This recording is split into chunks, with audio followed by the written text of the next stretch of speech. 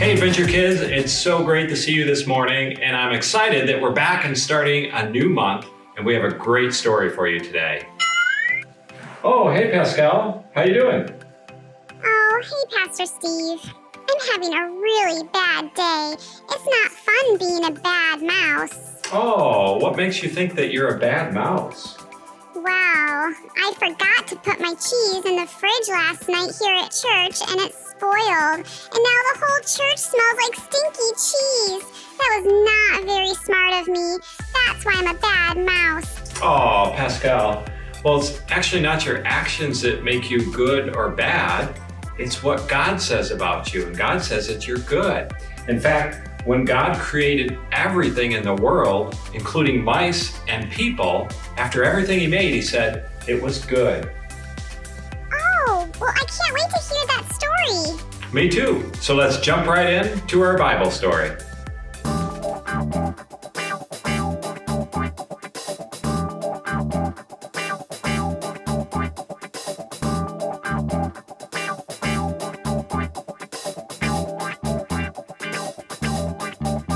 In the beginning, there was nothing. Nothing to hear, nothing to feel, nothing to see. Only emptiness and darkness and nothing but nothing. But God was there, and God had a wonderful plan. I'll take this emptiness, God said, and I'll fill it up. Out of the darkness, I'm going to make light. And out of the nothing, I'm going to make everything. Like a mommy bird flutters her wings over her eggs to help her babies hatch, God hovered over the deep, silent darkness. He was making life happen. God spoke. That's all. And whatever he said, it happened. God said, "Hello, light." And light shone into the darkness. God called the light day and the darkness night. "You're good," God said. And they were. Then God said, "Hello, sea. Hello, sky." And a great space opened up, wide and deep and high. "You're good," God said, and they were. Then God said, "Hello, land." And there, splashing up through the oceans, came cliffs, mountains, sandy beaches.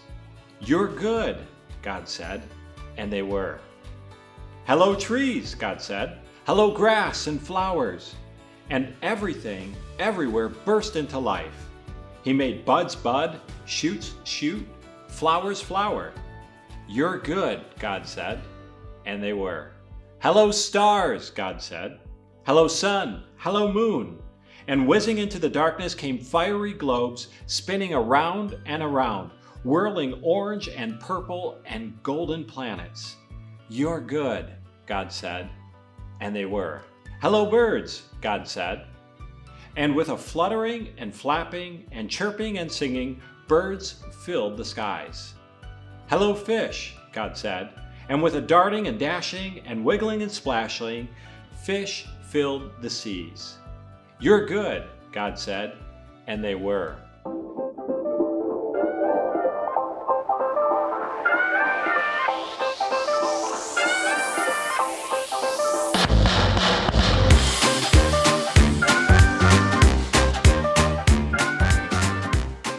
What type of tree has the best bark?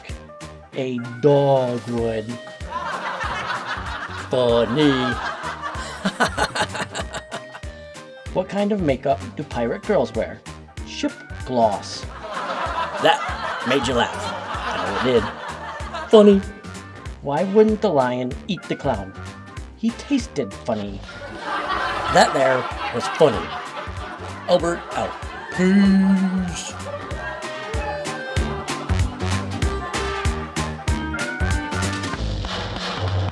And with a darting and dashing and wiggling and splashing, fish filled the seas. "You're good," God said, and they were. Then God said, "Hello, animals." And everyone came out to play. The earth was filled with noisy noises, growling and gobbling, and snapping and snorting, and happy skerfuffling. "You're good," God said, and they were. God saw all that he had made, and he loved them. And they were lovely because he loved them. But God saved the best for last. From the beginning, God had a shining dream in his heart. He would make people to share his forever happiness. They would be his children, and the world would be their perfect home. So God breathed life into Adam and Eve.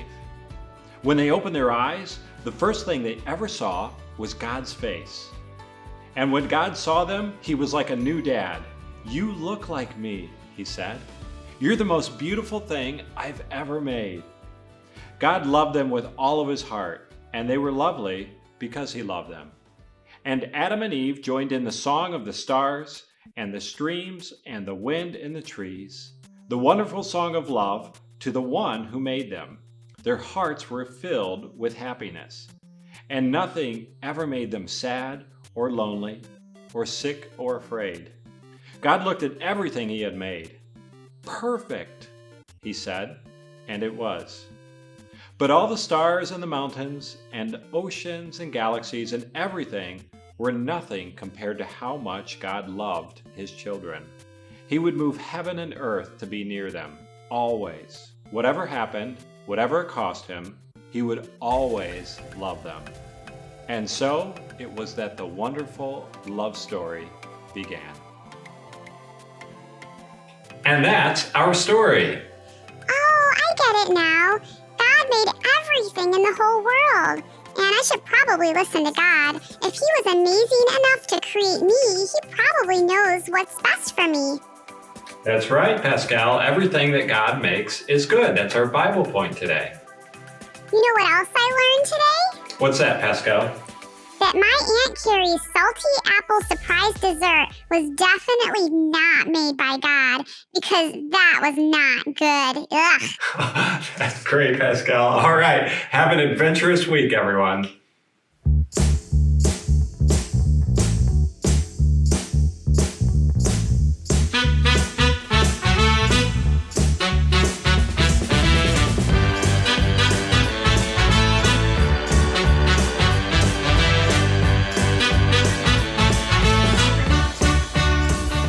So hey Adventure Kids, this is a part of the show where you send in your questions to me, Jake, and I answer them. So let me grab my mailbag.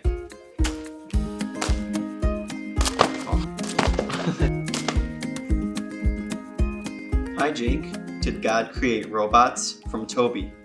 That is an awesome question, Toby. Well, God did not create robots. Robots are something that people created. However, God did give people gifts and skills so that they can create things like robots. God makes some people really smart when it comes to things like math and computers, which would be really helpful for building robots. He gives other people gifts like singing and painting. In fact, there's all kinds of gifts he gives us. Here's what's really special about the gifts that God gives us. God loves to create things. We really see this in the very beginning of the Bible, when God created the heavens and the earth and everything in it. And just like God, our creator, God put something in us that makes us creative. God is the creator of creative people. Hi Jake, who can hold their breath longer, you or Pastor Steve? From Chloe. That is a good question. Let's find out.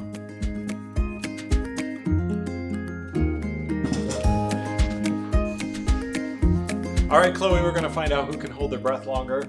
All right, and here's what I want to do too. At home, you can follow along and see if you can keep up and beat Jake and I, all right? So you guys try it. We're all going to start at the same time. See who can hold their breath the longest. On 3, we're going to take a big breath. Close your mouth, plug your nose. 1, 2, 3.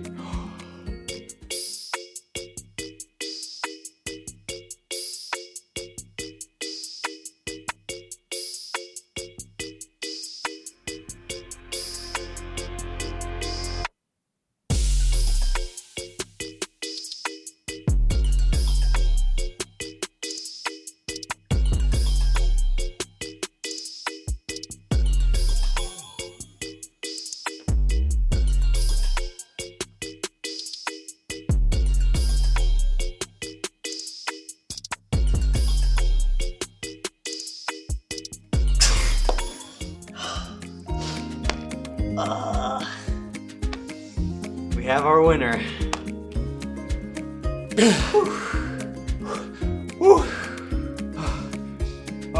How'd you guys do? Did you keep up with Jake? Did you keep up with Pastor Steve? Let us know. Oh man, I feel like I took too big a breath at the beginning. Yeah, Oh. me too.